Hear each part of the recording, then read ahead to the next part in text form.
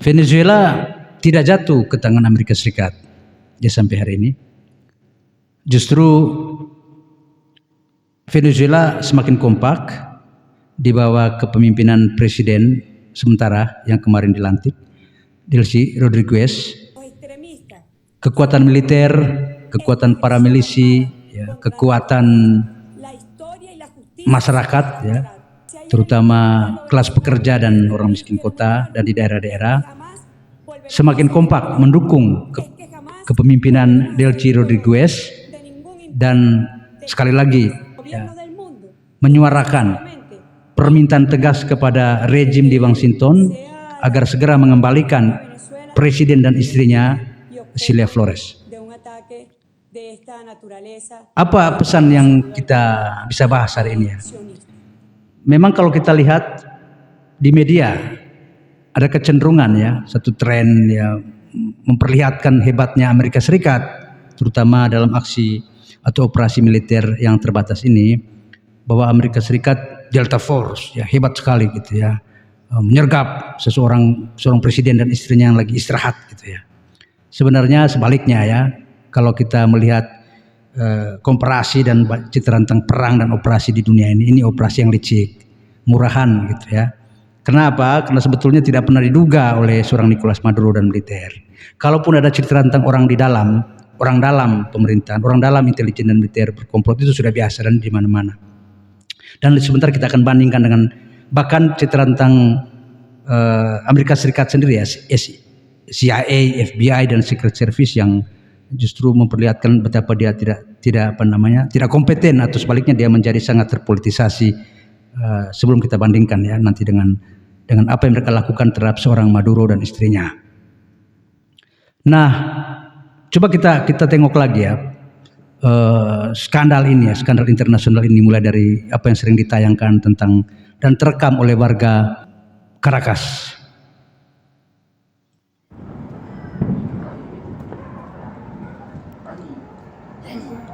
Nah, ini operasi larut malam ya, menjelang pagi ya. Saat Caracas lagi terlelap.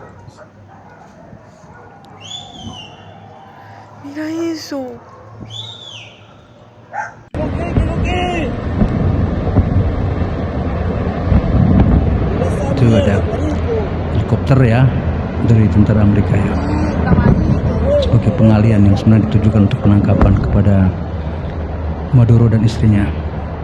Dan bahkan Trump sendiri menyatakan ya bahwa dia menyaksikan secara langsung ya, live gitu ya, proses operasi ini berlangsung gitu, dan bahkan penangkapan Maduro dan istrinya gitu sebagai sebuah tontonan. Dan kemudian kita juga diberi tontonan lain ya, ketika seorang presiden ya, Maduro dan istrinya digiring ya. Kita lihat sang presiden ya, luar biasa, seorang revolusioner, dituntun, tangannya diikat tetap tegak ya, tentu saja kakinya mengalami cedera ya. Di sini Anda lihat kebiadaban ya dari rejim imperial Zionis Amerika Serikat ya kepada presiden dan istrinya, dua orang revolusioner yang anti imperialisme dan anti Zionisme Israel terkait genosida.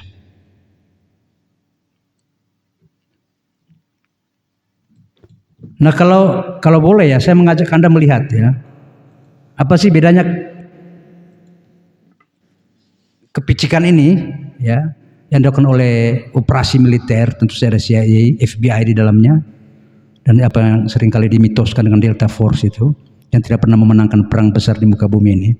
Kita bandingkan dengan apa yang terjadi pada seorang raja kosong imperial ini. Anda perhatikan, ditembak diduga oleh seorang Crooks ya, bernama Crooks, anak muda, di tempat kampanye, peristiwa yang menggemparkan dunia kan. 1 inci lagi, he's already dead. Siapa yang melakukan? Secret Service yang sengaja membiarkan pengamanan, atau si penembak yang diduga bernama Crooks itu, atau ada second shooter. Inilah Amerika Serikat, inilah intelijen Amerika Serikat, inilah militer Amerika Serikat. Dan sampai hari ini tidak jelas proses ya apa sih sebenarnya yang terjadi, sebagaimana juga sampai hari ini misteri terkait dengan kasus penembakan dan pembunuhan terhadap seorang Kennedy ya yang anti perang ya. Coba kita lihat di parlemen seperti inilah. Yes or no? I don't have an answer as to whether. Well, then how can there Ini be ketua accountability Secret Service if ini you're not prepared to yang fire sudah menjadi someone? bagian dari And deep the state reason ini why diserang sesama deep state your juga ini. name Ini is gonna semacam be the dagelan person di dalam who's held parlemen. accountable. The Karena reason ujungnya why tidak akan pernah ada members of this kepastian dan committee are calling for kejelasan resignation, presiden. and I join in Selain that, si or for the president to fire ketua you, Secret Service is ini because you're saying there's going to be dipecat. accountability, but you can't commit that people are going to get fired. Would you have tendered your resignation if he had been killed?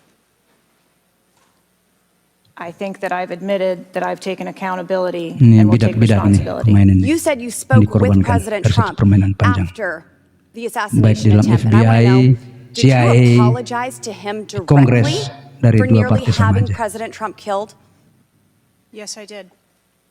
I Lalu kita appreciate melihat that. juga perdebatan I lain masih appreciate lanjut that you seperti itu. recognize Mereka that berkelahi this was your antara failure. anggota Kongres ini dengan pengganti dari ibu tadi, ketua Secret Who's Service. usually at an event like this closest to the President of the United States? Nah, lagi-lagi ini tontonan banyak sekali karena saya mengikuti tontonan ini ya, Sack of the detail. real time waktu itu ya, karena selalu menonton apa yang terjadi di Senat Were dan you di the Kongres special agent Amerika in charge of Serikat the detail that day? untuk melihat kerapuan dan Actually, cara let me kerja deep address state this. dengan Could you tampilan di please, permukaan staff, seperti leave di that- I know, parlemen leave atau that di one media up with the massa. circle around me. Thank you.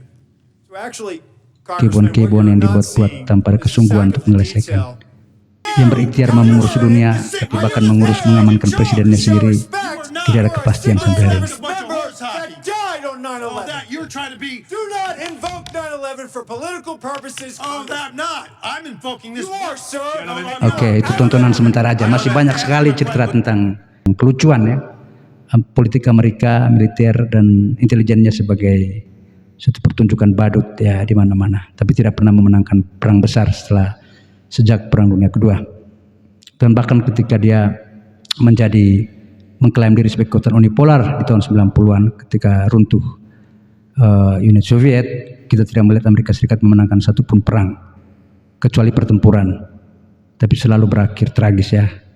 Sebagaimana dulu pada masa Perang Dingin dipermalukan oleh Vietnam, kemudian diteruskan masa unipolar, invasi ke Afghanistan 20 tahun, kemudian diusir tahun 2020. Kita lihat perang di Irak yang dimulai 2003 dan sampai sekarang proses nation building dan tidak berhasil. Lalu kemudian Irak lebih banyak dekat dengan Iran. Lalu kita pergi ke Libya yang dihancurkan oleh Hillary Clinton ya, dan juga lagi-lagi tidak ada hasilnya selain kerusakan Afrika Utara dan kemudian munculnya terorisme termasuk Irak tadi, lalu lanjut ke Suriah dan melahirkan ISIS dan Al-Nusrah yang hari ini menjadi presiden Suriah, menjadi proksinya Washington dan Tel Aviv bernama Al-Jolani tadi. Lalu kita pergi melihat betapa sulitnya pemerintahan baru ya, pemerintahan di bawah kepemimpinan Delcy Rodriguez ini. Mari kita saksikan pelantikan Delcy sebagai presidennya. Menjelang dilantik ya Delcy Rodriguez, dia didampingi oleh ketua parlemen baru, saudaranya sendiri. Lalu nanti ada anak putra Maduro, tapi sebentar akan muncul ya dalam pelantikan, dia memegang macam panci begitu. Coba kita lihat ya. Ini versi tersamar ya, menggunakan HP ya, dan ada versi yang lebih lengkap ya. Coba kita lihat ya, yang lebih lengkap seperti ini, versi yang lebih coverage, yang lebih besar ya. La tranquilidad económica y Saudara-saudaranya, social de nuestro pueblo, y juro entonces sobre las bases de nuestro padre libertador en su discurso en Angostura, garantizar un gobierno que dé felicidad social, diucapkan dengan penuh perasaan ya, tentu saja, juro por Bolívar, karena juro por nuestros libertadores, presiden juro por ya, nuestras libertadoras, y juro penerus por nuestros tradisi politik hermanos y revolusioner hermanas dari que nos Chavez, acompañan yaitu y Maduro dan deben istrinya, sumarse como un First solo Lady, pueblo, First Combatant, desde todos los sectores políticos de Venezuela, diculik desde oleh todos los rejim sectores di Amerika sociales, Serikat. económicos, que juremos como un solo país para sacar adelante a Venezuela en estas horas terribles de amenaza contra la estabilidad y la paz de la nación. Juro. Oke. Lalu DLC menegaskan ya, tidak akan menyerahkan Venezuela ke tangan imperialis Amerika ya. Venezuela does not Dia and will not menyatakan ini give dengan up. tegas ya. Venezuela is in a state of active and unwavering resistance, and Venezuela is a truly Venezuela noble terus people, bertahan a dan people melawan. of peace, always striving for harmony, diligently seeking its own unique path. And it is indeed Venezuela, our beloved nation, that has truly shown the entire world what we are profoundly made of, demonstrating unequivocally that we have grown considerably stronger, that we have matured spiritually and deeply to effectively face all Ya, the tentu saja. significant challenges and Physically and aggressions that have spiritually. come our way. The threats. Lalu kita perlu tengok cepat ya, figur penting nih, Cecilia Flores ini, seorang pejuang revolusioner juga ya, sama seperti Maduro ya. Mereka tumbuh bersama dalam generasi Chavez dan dia disebut First Combatant ya. Disebut First Combatant karena menjadi tim hukum yang membebaskan Chavez ketika ditahan setelah gagal kudeta ya. Lalu kemudian bersama menikahi Maduro pada saat Chavez menjadi presiden. Dan sejak itu keduanya menjadi penerus ya dari Chavismo dan semangat Bolivarian. Dan terpenting banyak pihak termasuk narasi mainstream dari Amerika Serikat dari rejim jahat ini mengatakan bahwa dia adalah otaknya kan, sementara Maduro adalah kekuatan fisiknya. She played a key role in the legal effort that helped secure Chavez's release, and together they rode his revolution to power. When Chavez became president, Dan dia yang dianggap sebagai ketua kartel narkotika itu oleh CIA tentu saja palsu karena sebenarnya otak dari penyelundupan dan produksi dan penyelundupan dan bisnis narkotika di Amerika Latin adalah CIA, termasuk untuk mensuplai atau mendukung gerakan-gerakan anti revolusi ya, atau untuk menumbangkan rejim.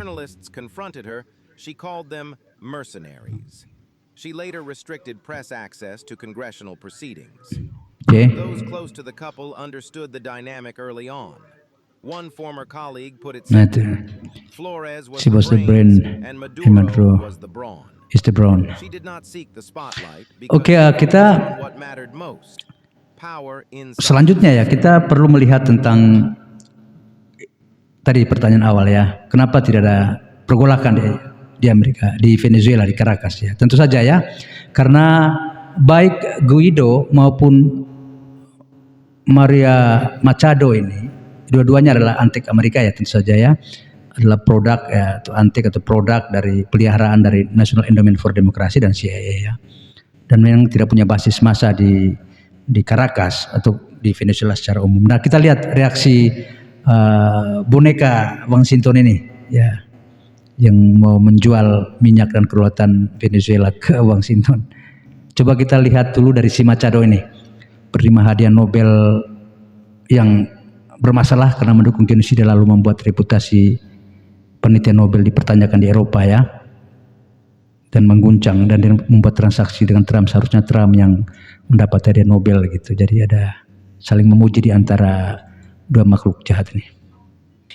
We have in Venezuela the largest oil reserves, proven oil reserves. She's talking about oil, the eighth not about reservoir of natural poverty. gas. Huge potential in electricity. Dia tidak bicara tentang sanksi ya di Amerika Serikat. Terhadap Amerika Serikat lakukan terhadap Venezuela. Di kelas burjuis ya, lebih banyak menghabiskan waktu di Miami ketimbang di Caracas. Dan tentu saja memperlihatkan lebih lanjut hancurnya reputasi Nobel perdamaian.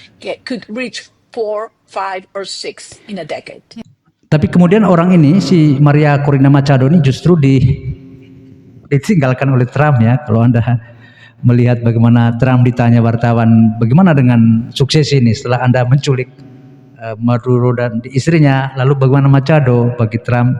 Ini jawaban Trump ya. Coba kita dengar. Aware of the location of opposition leader Machado, and have you been in contact with her? No, we haven't. No, we haven't. Mr. President, Mr. President, on Monday. Oh, I think it would be very tough for her to be the leader. She doesn't have the support within or the respect within the country. She's a very nice woman, but she doesn't have the Atau respect. coba kita lihat dari versi yang tanpa ada editannya. Aware of the location of opposition leader Machado, and have you been in contact with her? No, Bayangan ada penculikan terhadap presiden, ada regime change, ternyata yang akan menggantikan Maduro pun tidak disiapkan. Oh, I think it would be very tough for her to be Ini benar-benar satu operasi, ya tadi operasi Zionis saja untuk menangkap, menculik gitu ya. Atau memang tidak akan bisa mengubah kekuatan politik di dalam, jangankan Venezuela, di Caracas sendiri. Nah ini yang lebih lucu lagi ya, bahkan seorang yang lama jauh sebelum Machado ini disiapkan, dibonekakan, ada seorang bernama Guaido ya, sangat terkenal. Itulah presiden Venezuela versi dirinya sendiri dan kelompok oposisi yang sangat jumlahnya sedikit di Venezuela, tapi dianggap sebagai presiden Venezuela versi Capitol Hill dan Washington. Dan bahkan dia tapi coba kita dengar dulu ya, dia apa pendapat dia tentang penculikan ini. Lihat ini boneka. The US president is clear. Delcy is an acting dictator, and she's the head of the cartel of the Solis. Wah, Also, President Trump has beginilah said kalau she kita doesn't punya cooperate with the boneka United ya. States, she will Itu meet seperti the di same Rusia ada fate namanya as Navalny yang sudah mati, yang diduga jail or worse. dinarasikan Trump dibunuh and oleh Rubio Putin have dengan said this racunnya. in no uncertain Itu mungkin terms. sekarang We know seperti who Zelensky Delcy lah ya, Rodriguez is, who her brother is, aktor yang and the market knows. The oil korup industry ya, does not have penuh dengan confidence. skandal, tapi terus dipelihara Until there's oleh legal certainty in globalis, the country, kekuatan there has to imperial be full recovery of untuk melemahkan democracy Rusia and yang rights memang in tidak ada Venezuela ujung before juga. Rusia anything semakin can happen. kuat ya. Inilah So for the Guaido. opposition, this is a transitional phase, and it will be complete once the rule of law Seperti inilah bahasa boneka atau antek yang kalau sudah di brainwashing untuk bicara tentang demokrasi, bicara tentang investasi, bicara tentang human rights ya seperti ini. Dia bicara market, dia bicara privatisasi, dia bicara untuk Chevron, dia bicara untuk Exxon, dia bicara untuk Kokona, dia bicara untuk seluruh dan termasuk untuk rejim industri pertahanan. We're very aware of all the tasks that remain ahead of us. We have to build our country bit by bit, not only with regard to justice. It's about Kata-katanya ya, hope, opportunity ya. The important thing Again, is to bring he's talking back about oil industry ya. to have growth, to repair the destroyed Dan bicara tentang seakan-akan not only oil pemerintahan fields, but other infrastructure. Maduro atau Chavez dulu gagal ya membangun ekonomi, ternyata ya karena blokade, sanksi ya, sama seperti Kuba, tapi tetap bertahan. Dan bagian ini yang selalu dihilangkan dalam narasi besar regime change ya, dengan menggunakan boneka. Bicaranya human rights dan demokrasi, tapi lupa bicara tentang monopoli ekonomi, sanksi ekonomi, dan imperialisme Now there ekonomi. needs to be a transparent transition for the wealth Beginilah of Venezuelans and the entire boneka-boneka ini. Sejauh ini di Indonesia belum ada ya, investment and therefore tapi di tempat lain di berbagai negara banyak ya. Ya, kita lanjut lagi ya, melihat bagaimana Juan Guaido ini beraksi ya, mendeklarasikan dirinya sebagai Presiden Venezuela.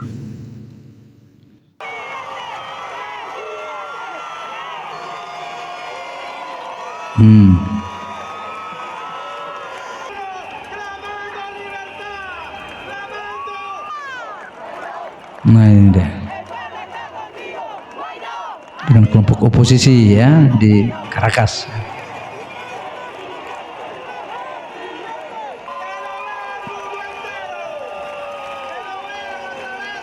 Yang kebanyakan tentu saja dari kelas menengah ya.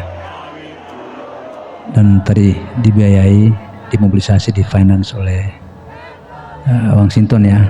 Kalau di banyak paket itu program. Nah nih, mendeklarasikan dirinya sebagai Presiden Venezuela.